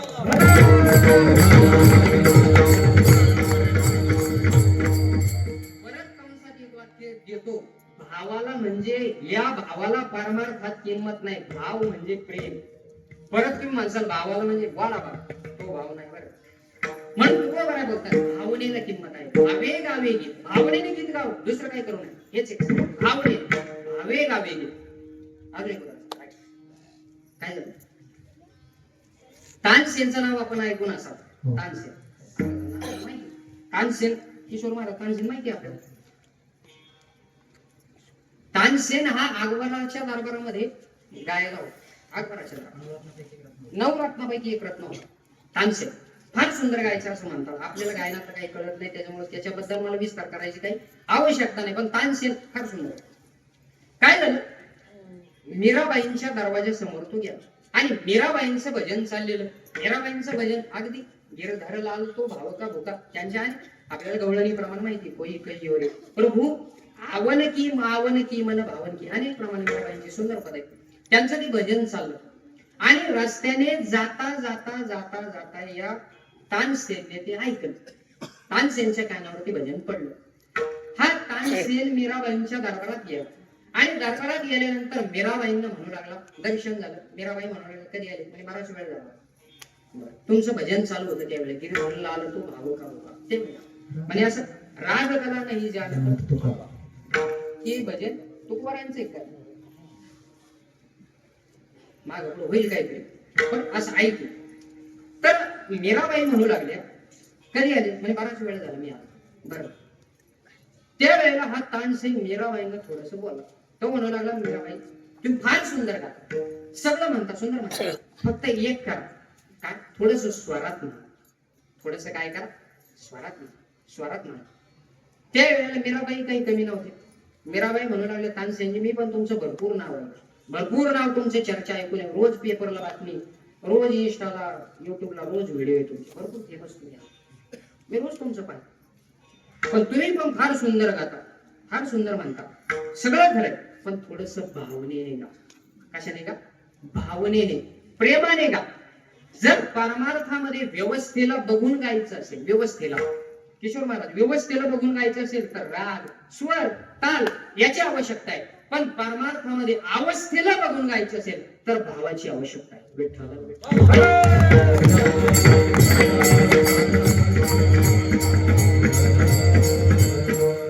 व्यवस्था असेल तर राग, कला या गोष्टीची आवश्यकता आहे. पण अवस्थेची ज्या वेळेला गरज पडते त्या वेळेला भावनेची गरज पडते. भावनेची, भावाने प्रेमाने गावं लागतं तर परमात्मा आपला होतो. नाही तर नाही.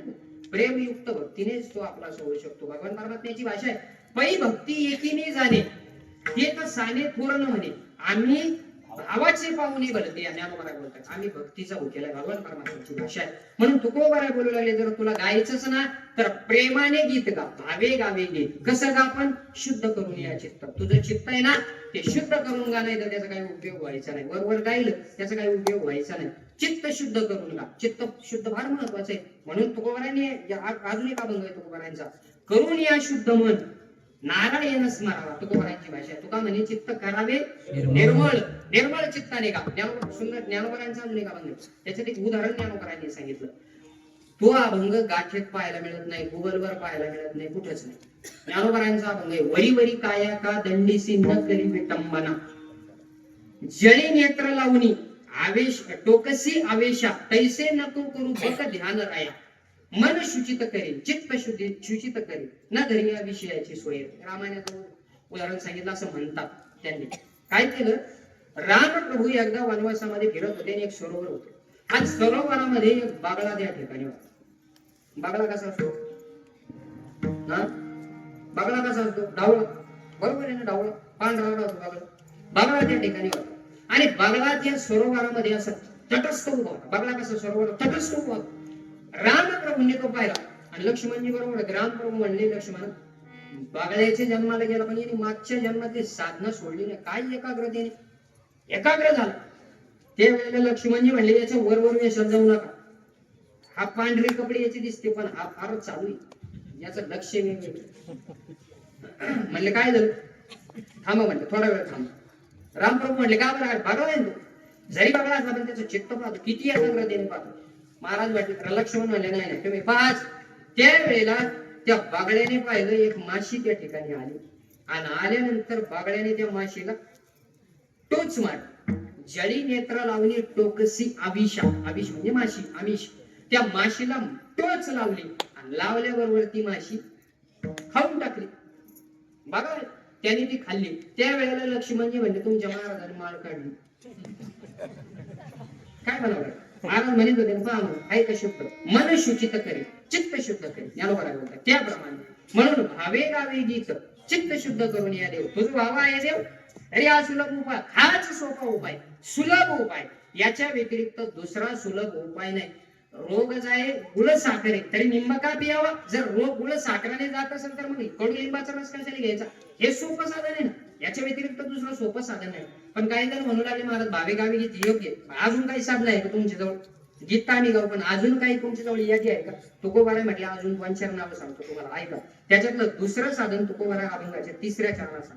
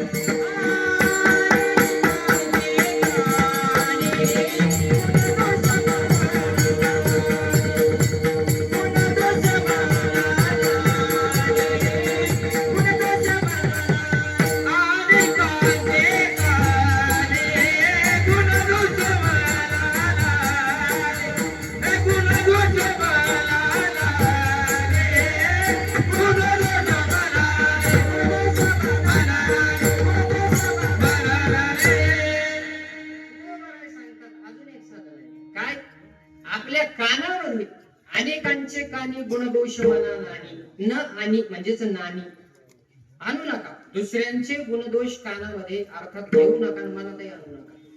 तुम्ही म्हणाल महाराज आणि थोडा चुकीचं आहे कारण गुणदोष मनात आणायचे नाही. व्यवहार कसा होईल. आपण जर गुणदोष पाहिले नाही तर व्यवहार होणार नाही. समजा आपल्या गावात चोर आला आणि चोर आल्यानंतर आपण म्हणू लागलो तुकोबाराय म्हणले अनेकांचे कानी गुणदोष मना नाही. म्हणजे आता चोराचं दर्शन घेतलं पाहिजे. गुणदोष पाहिजे नाही मग चोराचं दर्शन घ्यावं लागेल. सप्ताह चालू इकडे सगळे सप्त्यात कीर्तनाला बसले तिकडे गेलं 3 नंबरनुसार घर फोडायला सुरुवात. आपण म्हणले आत्ताच महाराज म्हणले अनेकांचे काही गुणदोष मना नाही. चला सगळे घ्या दर्शन. आज करावं लागेल. व्यवहार व्हायचा नाही. व्यवहार खोटा ठरेल. व्यवहारात फसगत होईल. चोर चोरी करत राहिले अडचणीत येईल समाज. मग काय करायचं. तुकोबारायांनी शब्द वापरलाय गुणदोष पाहिजे पण मनात आणायचे नाही. मनात नाही आणायचे. फटकी द्यायची चोर काढून द्यायचा पण सारखं त्याचं चिंतन नाही करायचं. चोराला चोर होता बरं तो चोरच होता म्हणजे त्याची निंदा करत नाही राहायचं. त्याचे गुणही पाहिजे नाही त्याचा दोषही पाहिजे नाही. गुणदोष या गुण दोष याते न विचारी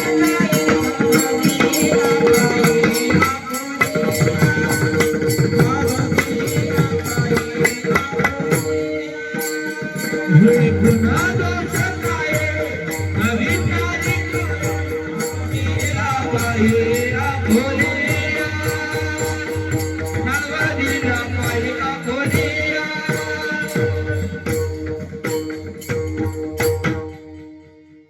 त्याचे गुणदोष पाहिजे नाही म्हणजे काय दोष पाहिजे नाही आणि गुणही पाहिजे नाही हा एक अर्थ आणि त्याचे दोष पाहिजे नाही हा एक अर्थ पहिली गोष्ट एखाद्याचे गुण पाहिले तर आपला परमार्थ फसतो कारण का फसगत होते गुण पाहिले तर त्याच्याबद्दल आसक्ती निर्माण होते आणि आसक्ती निर्माण झाली तर बंधन आलं मग देवा आपल्याला भेटू शकत नाही आणि दोष पाहिले तर निंदा घडली आणि येते निंदकापाशी अतिशय पापे आपल्याला पाप भोगावं लागतील म्हणजे गुणही पाहिजे नाही दोषही पाहिजे नाही किंवा एक अर्थ दोष पाहिजे नाही गुण दोष आपण जर दुकानात गेलो दुकानात गेल्यानंतर आपण कपडे घेतले आम्ही नवीन ड्रेस घेतल्यानंतर आपण काय म्हणतो याच्यात काही कमी जास्त करा ना. आता कमी जास्त करा म्हणजे काय अर्थ आहे याचा कपड्याचा भाव कमी जास्त करा म्हणजे याचा अर्थ काय कपडे घेता ना तुम्ही का नाही घेत?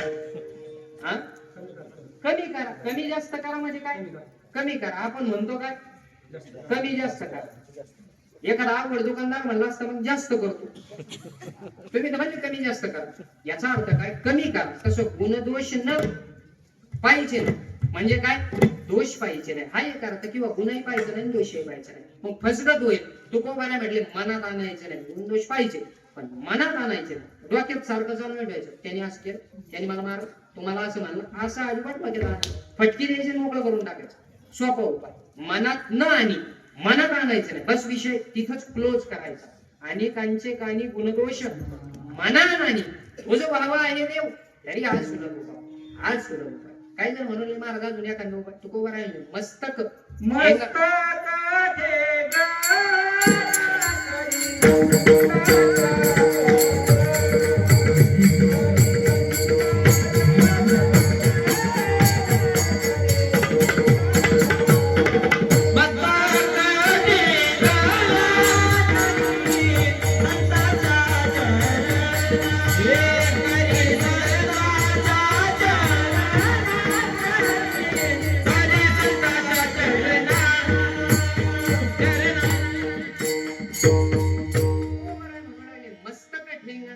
संतांच्या चरणा जर संत समोरून आले तर आपण ठेंगणं व्हायचं म्हणजे मस्तक ठेंगणं करायचं लावायचं त्यांच्या समोर झुकायचं त्यांना नमस्कार दंडवत करायचा दर्शन घ्यायचं गाली संतांशी असले पूजा करी काय वाचा म्हणे एका जनार्दनी जणी इच्छिले ते पूर्वी ते आपलं मनोरथ पूर्ण करतात त्यांचं दर्शन घ्यायचं दर्शन घेतल्यानंतर ते आपल्याला देवाची प्राप्ती करून देतात अशा आता प्रमाण भरपूर आहे हरिप्राप्तीचे उपाय करावे संतांचे ते पाय भगवान परमात्म्याची प्राप्ती करून घ्यायची असेल तर तुझं भावा आहे देव तरी हा सुलभ उपाय आपली वेळ संपतच आहे संपली फक्त 5 मिनिटं शिल्लक 10:30 वाजले आपण मोठा आहे म्हणून तुकोबर आहे बोलताय जर तुला देव व्हायचं असेल तर हा सुलभ उपाय अजून एखादा तुकोबर आहे म्हटले बेचिते वचन जेणे राहील समाधान जर आपल्याला देवाची प्राप्ती करून घ्यायची असेल तर तोंडाने असं बोला मधुर बोला ऐसा बोले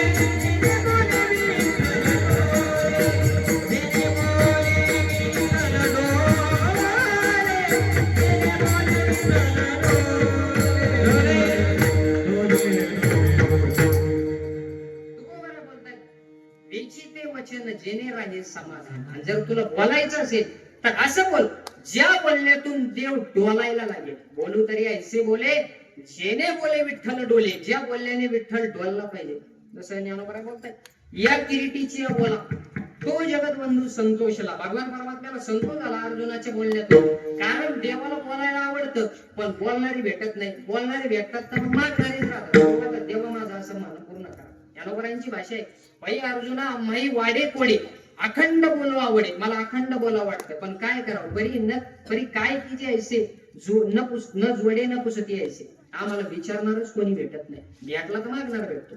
म्हणून ज्ञानोबा बोलतात, तुकोबा बोलतात, बोलायचं झालं तर जेणे राहे समाधान, दुसऱ्याला समाधान वाटलं पाहिजे.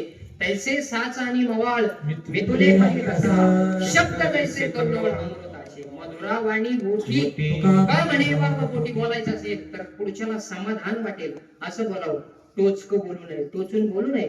ज्ञानोबरांची भाषा आहे, तैसी दिठील वही मिनधी, बोलणे नाही संदिग्धी, कवनेसी हीन बुद्धी राहती जेना. ज्ञानोबा बोलतायत, बोलायचं झालं, बोलायचं ना ज्ञानोबा म्हटले पापणीने सुद्धा एखाद्याच्या अंतःकरणाला लागेल असं एखाद्याकडे पाहू नये, प्रेमाने पाहू. तैसे दिठील वही मिनधी, बोलण्याची नाही संदिग्धी. आपण बोलत असताना संदिग्ध आणि संधी आणि एखाद्याला लागेल, वर्मावर लागेल. आपण म्हणतो ना, वर्माला लागून बोलतो, वर्माला लागून बोलणं मला बरं का, असं बोलू नये. म्हणून ज्ञानोबा तुकोबा बोलतात, याची ते वचन जेणे राहे समाधान, पुढच्याला समाधान होईल. वा खूप काय बोलले आम्ही त्यांच्याकडे गेलो, फार सुंदर बोलले, फार प्रेम युक्त अंतःकरणाने ते आम्हाला बोलले असं म्हटले गेलं पाहिजे. आणि म्हणून तुकोबा बोलतात, असं समाधान होईल असं बोलावं. जर तुला वाटत असेल ना देव व्हावा, आज तुला उपाय. तुकोबा म्हणू लागले अजून पाहिजे, अभंगाचं शिव.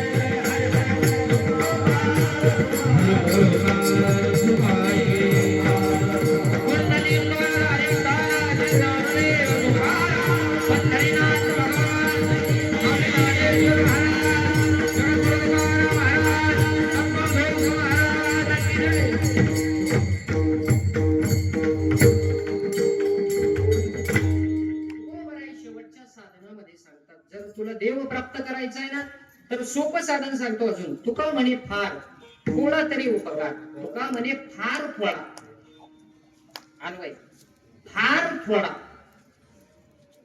थोडा त्याच्यापेक्षा थोडा, फार थोडा.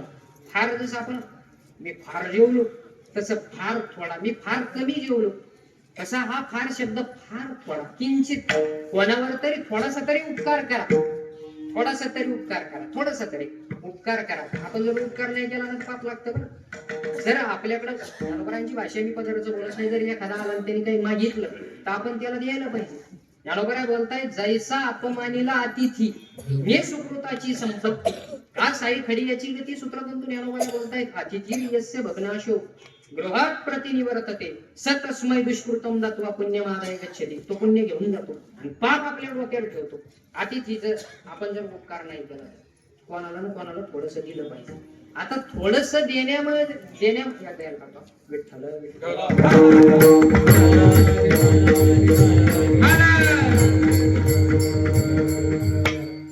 म्हणा उपकार करण्यामध्ये देव कसं काय भेटेल? उपकार करण्यातूनच देव भेटू शकतो. कसं काय भेटू शकतो? थोडंच वाईट काय. आपली वेळ संपलेली एवढं सांगतो आणि सेवेला एक 5 मिनिटात विराम देतो. कारण हा अभंग मोठा आहे. 6 चरणाचा आहे ना. 4 चरणाच्या अभंगाला 2 तास. आता 6 चरणाच्या अभंगाला 3 तास 1.5 तासातच बोलेल. 2.5 तास थोडा वेळ द्या ना मला. आता मी तुमचं किती काय केलं जवळचा माणूस आहे. काय करायचं थोडा वेळ द्या ना मला. 10 मिनिटात जिंकलं तिकडं मोकळं. टेन्शन नाही, घाबरू नका. थोडा उपकारात कसा देव भेटू शकतो? अत्यंत सोप्या भाषेत सांग. थोडं थोडं दिल्यानंतर आपल्याला देव भेटू शकतो. उदाहरण आहे, अण्णा माझ्याकडे 10 उपरणे. बरोबर, यांच्या मुखातून ऐकलं. 10 उपरणे. किती? 10 उपरणे. थंडीचा दिवस आहे, तुम्ही मला भेटले, तुम्ही तसे चालले, मी लहान एक उपरणं तुम्हाला घ्या. तुम्हाला या थंडीचं काम बांधायला आता किती राहिले? 9 राहिले. म्हणजे माझी आसक्ती किती उपरण्यावर राहिली? प्रेम माझे किती उपरण्यावर राहिले? 9 वर राहिले ना. 9 वर राहिले. भीमराव महाराज त्यांना मला महाराज उपरण तुम्हाला घ्या. भीमराव महाराज त्यांना देऊन टाकलं. त्याच्यानंतर आणि म्हणजे मला का नाही? त्यांना दिलं, मला नाही दिलं. भीमराव महाराजांना काय मला दिलं, त्यांना देऊन टाकलं. किती राहिले? 7 राहिले. गणेश महाराजांना एक दिलं. किती राहिले? 6 राहिले. दीपक महाराजांना एक दिलं. किती राहिले? 5 राहिले. वैजनाथ महाराजांना दिलं. किती राहिले? 4 राहिले. बाबासाहेब महाराजांनी मला काय देत नाही, मला द्या ना, मला शिरसगावला जायचं, आता नवीन लग्न जमलं, मला एखादं उपरण तरी सत्कार द्या ना. बाबासाहेब महाराजांना किती राहिले? 3 राहिले ना. गणित द्या ना. उपरण काढू नका. कोण राहिलं बोलू नका. विकास महाराजांना दिला. किती राहिलं? 2 राहिले. किशोर महाराज म्हणले मला एक द्या, देऊन टाकलं. आता किती राहिलं? 1 राहिलं. 10 उपरणे होते. एक देत गेलो. कितीवर आसक्ती आली माझी? एकावर राहिली आणि ते 1 होतं. अंकुश महाराज म्हणजे मला का देत नाही, मलाही देऊन टाका. मी देऊन टाकणार, त्यांना देऊन टाकलं. आता काय राहिलं खाली? 0 राहिलं. म्हणजे देव हा एकच पूर्ण मेवावशिष्यते, हाच खाली राहतो. आपण ज्या वेळेला देत देत देत देत जातो त्या वेळेला खाली काहीच उरत नाही. आणि खाली काहीच उरत नाही म्हणजे मी स्वतः देव आहे ना. तुका म्हणे कैची किंवा कोठे जीव निराळा, याच्या व्यतिरिक्त काही शिल्लक राहत नाही. म्हणून परोपकार करण्यातून आसक्ती कमी कमी होत जाते. मला सांगा, तुम्ही नवीन गाडी घेतली आणि जुनी विकून टाकली, मग तुमचं जुन्या गाडीवर प्रेम राहतं? जुन्या गाडीवर प्रेम राहतं का? नवीन गाडीवर जास्त प्रेम राहतं? नवीन गाडीवर जास्त प्रेम राहतं. माणसाचं घरातून बाहेर काढत नाही. टायर सुद्धा पुसून घेतो नवीन गाडी असल्यावर. प्रेम नवीन गाडीवर राहतं. आसक्ती कमी कमी होत होत होत ज्या वेळेला संपते त्या वेळेला माणूस विरक्त होतो. आणि माणूस विरक्त झाल्यानंतर देव भेटणारच आहे. देव भेटणार म्हणून तुम्ही काय बोलताय? तुझं व्हावा आहे देव तरी हा सुलभ ज्ञानेश्वर.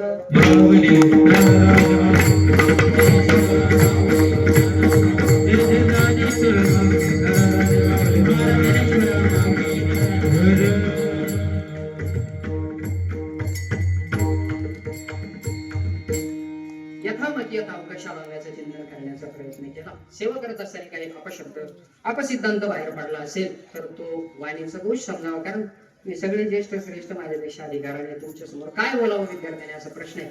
पण थोडंसं मोडकं अभंगाचं चिंतन करण्याचा प्रयत्न केला. सेवा करत असताना काही चुकलं असेल तर माफ करा. आणि योग्य असेल तर गुरुवारी आमचं आहे. माझे गुरुवारी परमपूज्य परमश्रद्धेय प्रातस्मरणीय गुरुवारी पांडुरंग बाबा घुले, अध्यक्ष गाथा मंदिर देहू, त्या ठिकाणी जो काही विचार शिकलो तोच तुमच्या समोर मांडण्याचा प्रयत्न केला. योग्य असेल तर आपल्या जीवनात आचरण्याचा प्रयत्न करा. आणि मला नाही वाटत याच्यात काही चुकीचं असेल. काल महाराज जसं म्हणजे मी जे बोललो ते चुकीचं नाही. माझंही कसं आहे, मी याच्यातलं बोललो म्हणजे माझा एखादा शब्द चुकीचा असू शकतो, पण तुकोबरायांची वचनं चुकीची नाही. ती आपल्या जीवनात आचरण्याचा प्रयत्न करा. आपला सत्याचं वर्ष मला वाटतं 52-53 वर्ष आहे. म्हणून या वर्षानुसार तरी आपण सगळेजण येत चला. कार्यक्रमाला या, पारायणाला बसा ना सगळे. निदान 52 माणसं तरी बसली पाहिजे. 52 सप्ताह निदान तेवढे तरी बसा. तरुण लहान लहान पोरांना धाडा पारायणाला काय आवड आहे का? ज्ञानेश्वरीवरून मोठ फिरू द्या. एक पारायण 7 दिवसामध्ये त्यांच्याकडून होत आहे. वर्षभर ज्ञानेश्वरीकडे फिरून पाहत नाही आपण. सप्ताह झाल्यानंतर ज्ञानेश्वरी उघडूनही पाहत नाही, तिला उघडतही नाही आपण, तिचं वस्त्रच सोडत नाही, तिच्यावर धूळ साचते. 7 दिवस चान्स आहे आपल्याला ज्ञानेश्वरी उघडण्याचा. तेवढं पारायण तरी आपल्याकडून होऊ द्या. पाठवा मुलांना, काही होत नाही, 4 दिवस होऊ द्या, पण 3 दिवस आहे अजून आपल्याकडे. 3 दिवस तरी महाराज कुठपर्यंत वाचतील? महाराजांना करत नाही आता पारायणाची.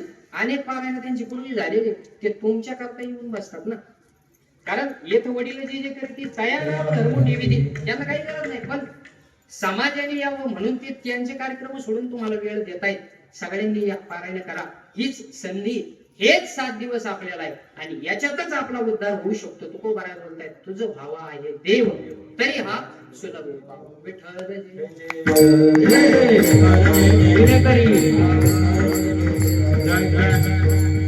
हरे